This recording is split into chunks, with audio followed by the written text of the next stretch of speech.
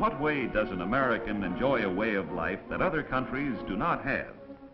Our people have certain characteristics that built this country to its modern, pleasant way of living, with its unusual opportunities for good jobs, education, and individual freedom. How do Americans live? They live in many types of communities. As an American, perhaps you live on a New England farm, where through the years your ancestors have added many rooms to the original house.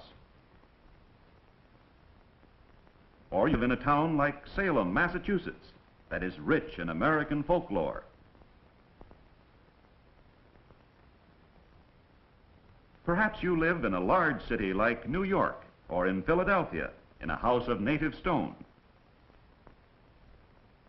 Or in Charleston, South Carolina, with its historical harbor and typical colonial homes. Southerners are famous for their charm and gracious living. Wherever you live in America, the ideals of your parents will be much the same.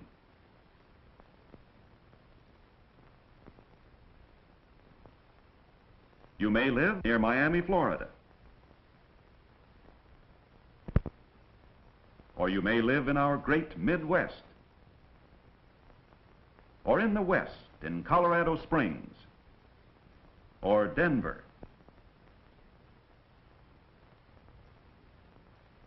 or in a desert home near Tucson, Arizona, built to withstand the desert heat, or in the far west in California.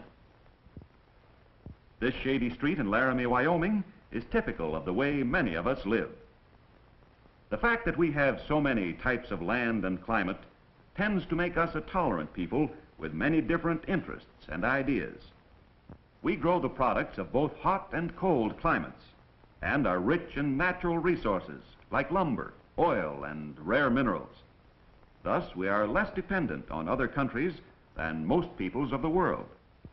Our country is divided into states with capitals like Helena, Montana.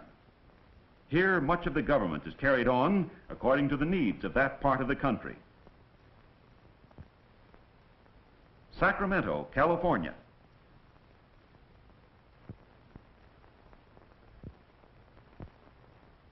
Frankfort, Kentucky.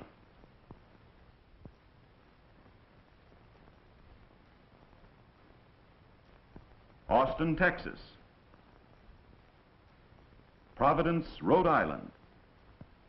We are governed both by our national government and by our state government, and this tends to keep us from having too strong a centralized government.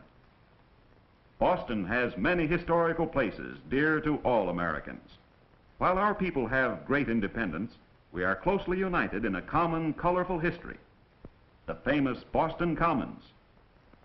Tourists from all over America visit Paul Revere's home. Every child knows the story of how the lantern was hung in the steeple of this North Church to give Paul Revere the signal to warn the colonists that the British were coming to attack. When children see this statue of Paul Revere, they like to imagine how he rode bravely through the night. A teacher has taken her class to visit the beloved church and climb up into the famous steeple. But something that is very unusual in other countries is happening in the church courtyard. Men are discussing politics and saying what they think, an everyday scene in America. In many countries of the world, this scene could not occur. The right to speak freely is not enjoyed by all peoples of the world.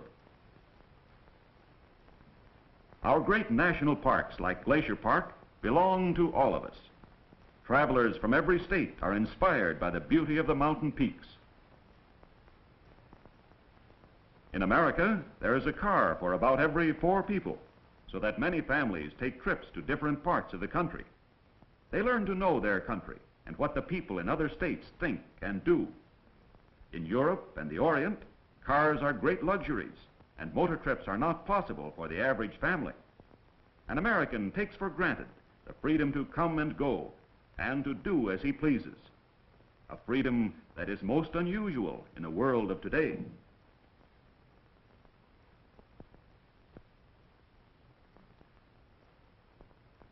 Let's look in on a typical American family on a northwestern fruit farm and see how little Americans start out in life. It is Sunday, and the Kings plan to stay home and relax with their children. Terry, 7, Johnny, 4, and Paul, the baby. They make themselves comfortable around the sand pile, and everything seems happy and serene. But only for a moment. The Kings try at first to let their children work out their own problem. Terry and Johnny both want the same toy, a real fight. Mother scolds. When will these children learn to be kind and generous with each other, to give and take? Father comforts Johnny and tries to make Terry understand that the toy belongs to Johnny. Terry feels ashamed. He will have many growing up pains before he is an adult. From the time American children are very small, they are taught that each person should have consideration. American children are encouraged to think for themselves, to make good decisions.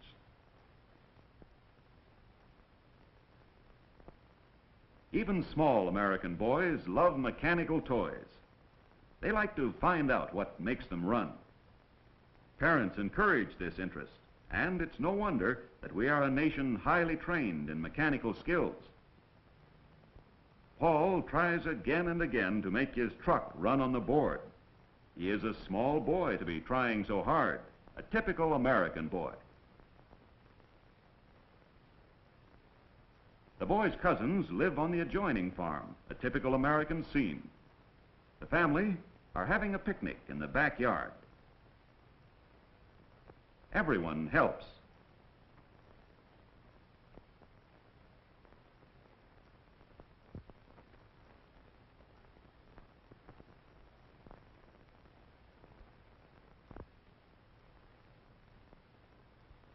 Brother and Ann quarrel over the potato chips.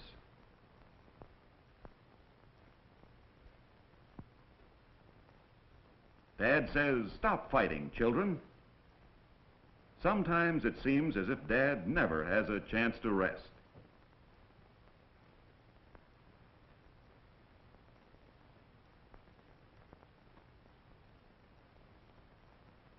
Sit up straight. Now, don't talk all at the same time. Even small children feel free to speak their own opinions in an American home. And so it goes.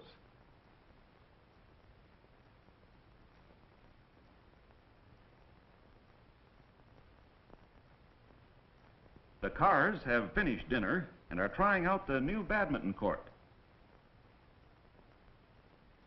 Dad shows them how to hold the racket and serve the bird. It takes a lot of patience to bring up an American family, as each person has his or her own idea about how things should be done. Now try again, children. You'll do better next time. Mr. Carr is a typical American father and encourages his children in all their activities.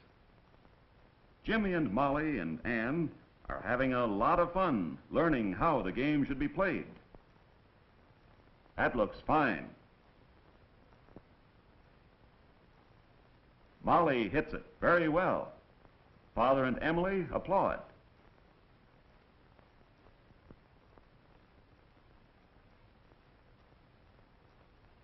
Now Jimmy serves. Molly hits a good one, and Jimmy misses, much to little sister's delight. Then Father and Molly show the children how the game should be played.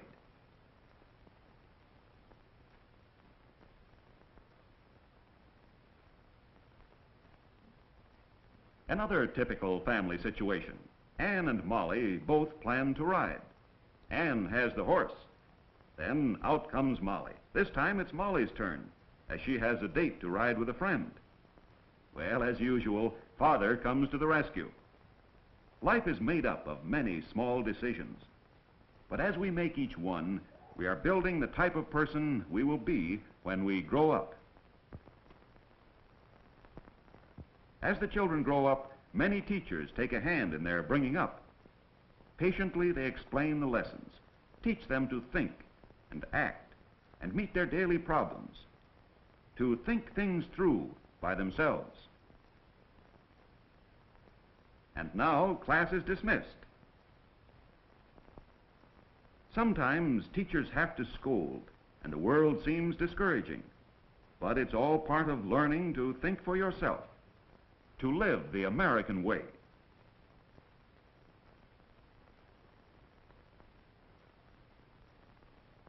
Many problems will be met and conquered on the playground.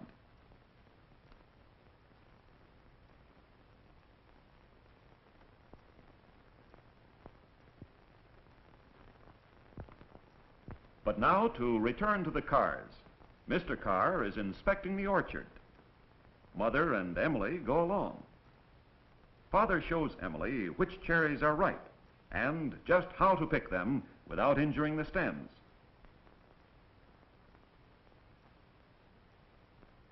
She wants to pick some herself. American parents try constantly to teach their children to do things for themselves, to be interested in what other people are doing, to take part in everything that goes on around them. Father walks over to the pickers. Something is wrong. They are including inferior fruit in their boxes. Mr. Carr's fruit will be judged by a few sample boxes. This will decide the price for the carload. He explains to the men the loss he will take if second-grade fruit is included. And now a touch of America. The men argue with their boss. They don't agree. And in America, every man has the right to speak out. Mr. Carr is patient. He likes his men to feel free to make suggestions, and he wants to know if they have a better idea.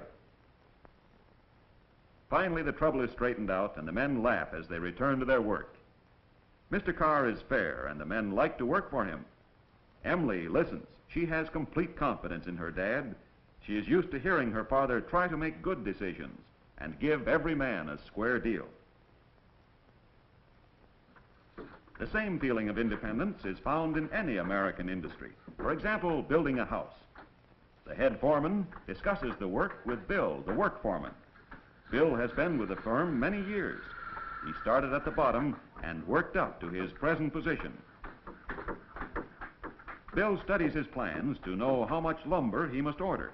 His men work hard, but there is a carefree atmosphere not found in countries controlled by a dictatorship. The head foreman knows that with Bill in charge, the work will be well done and finished on time. Notice the teamwork as the men lift the framework into position. One of the reasons that America has built such great industries is that each man can be depended on to do his bit intelligently and accurately. Men of many nationalities work in the building trades. Bill is always in the center of things. He helps the man lift the boards and uses a power saw to even the roof. In the United States, individual ability is recognized, and each man has a chance to make good. This recognition of individual worth is important in the American way of life.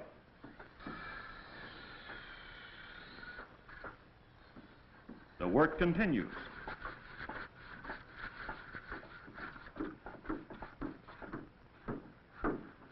A carpenter puts in the window frames. Next to him is a plasterer. They all have a cooperative way of working. Bill and his men are a good illustration of how work is done in America. The difference in the attitude of men in a free country and one controlled by a dictatorship.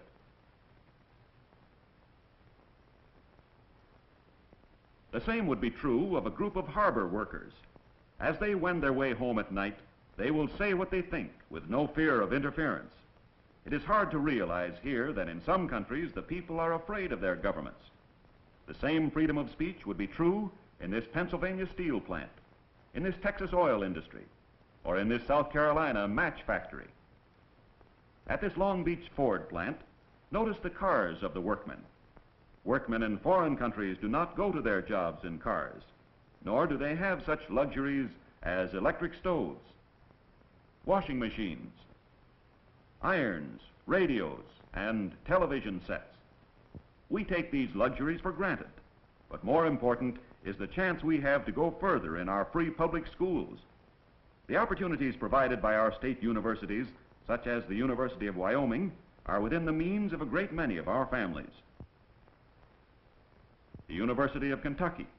American children have a better chance to make good because of their higher average education. The University of New Hampshire, the University of Florida. We are indeed fortunate to have a chance to learn and think for ourselves and not to be controlled by the state every minute of our lives. We also have private colleges like Dartmouth. The universities exist to train young people for service to their communities and country. Doctors, scientists, businessmen, teachers, and engineers. In America, we like to go to church and can go to any church we please.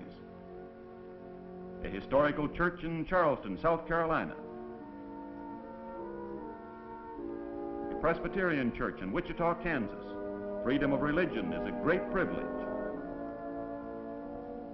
St. Patrick's Cathedral in New York. In an Indian village near Gallup, New Mexico, the church is the center of the life of the people, holding a dear place in their hearts. Near Gallup, there is a street fair, and on the merry-go-round is a good example of the many types of children that make America, the melting pot. Each little horse carries a precious burden, children of many nationalities, Indians, English, Mexicans, Chinese, all fortunate children brought up in the freedom of our country. We all want to be loyal citizens, but how can we help? Watch these young people preparing for the high school commencement exercises. What can you do in your daily life to become a person good for America? Well, I believe that you are doing it now. If you were here with these high school boys, you would know how to pitch in and help. No one is telling these boys to work. They have learned that in America, it is necessary for each person to do his part and to do it cheerfully, to be sincerely interested in the people around him. They already have the cooperation and independence that we saw in the men building the house.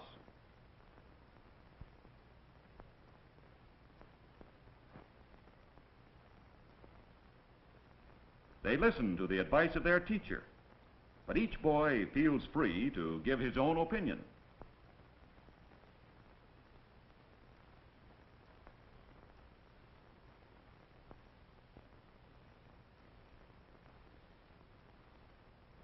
Yes, they will tease and joke, but before the curtain rises, their work will be finished on time. Whether it's sorting papers, hauling tables into position, nailing up signs, or preparing a speech. The loudspeaker equipment must be ready for use.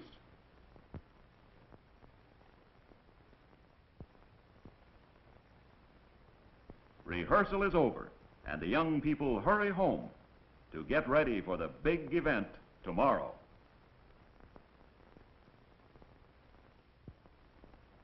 Commencement day arrives. Notice this typically American incident. Bert's sister is graduating. His father wants information about parking the car, and Bert is sure the patrolman will help him. He always knows that he can go to the police for help. How different from the countries in which the people fear their police. People coming from these countries tell us that our greatest American privilege, the thing we can be most thankful for, is our freedom from fear. Bert's sister will have many decisions to make, but she is trained to make her own decisions the American way. They are serious as they enter the stage, realizing as never before that our way of life is being attacked and that its survival lies in their hands. They will meet each crisis of their lives with judgment and integrity, because behind each thought and decision lies their heritage and bringing up in the American way, at home, at school, at church, and in their various activities. If each one of us does his job well and thinks straight, if we all work together, it becomes a mighty force. A force like many drops of water that form in the clouds over the mountains. In the cold air, these fall as snowflakes and make the beautiful snowdrifts. On warm days, the snow melts and trickles down the ravines. These small streams join until they become raging torrents, roaring down the mountainsides. Truly, the small drops of water, by uniting, have become a great force. On the west side of the divide, these rivers may flow into the Columbia River.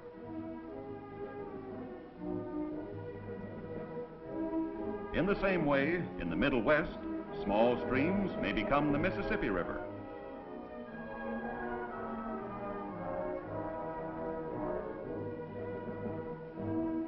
In the Far East, the Niagara River flows over the high cliffs to become Niagara Falls. In the same way, throughout the length and breadth of our country, each one of you doing your part at home, at school, and at play is building a force that is capable of keeping America safe.